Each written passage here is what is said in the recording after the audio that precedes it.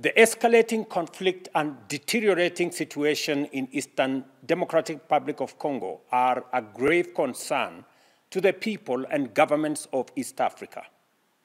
Noting the worsening humanitarian crisis exacerbated by ongoing military actions, including the closure of airspace in Goma, I call for the immediate and unconditional cessation of hostilities.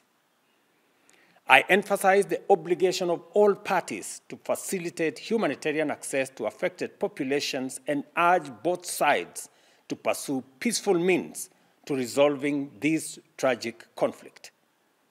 These alarming developments, coupled with rising diplomatic tensions in the region, underscore the urgent need for peaceful resolution to a conflict that continues to inflict untold suffering on the people, particularly women and children.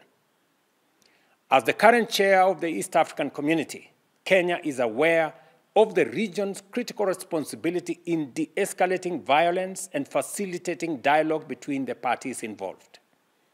We confirm and firmly believe that a sustainable solution can only be achieved through engagement, constructive dialogue, and a renewed commitment to peace.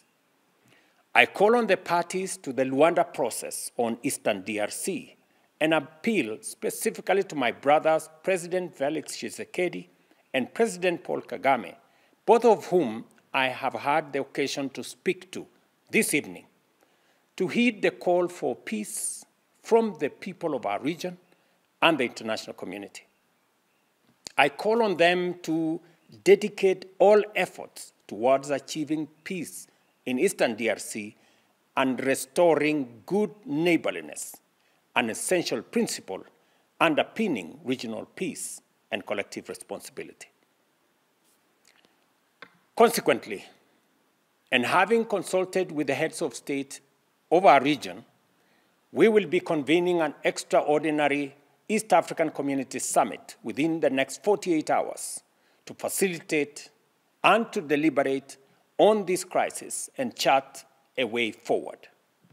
This is in line with the East African Community Summit's decision of November 2024, which called for constructive engagement to address this conflict. I thank both President Tshisekedi and President Kagame for their confirmed participation in this summit.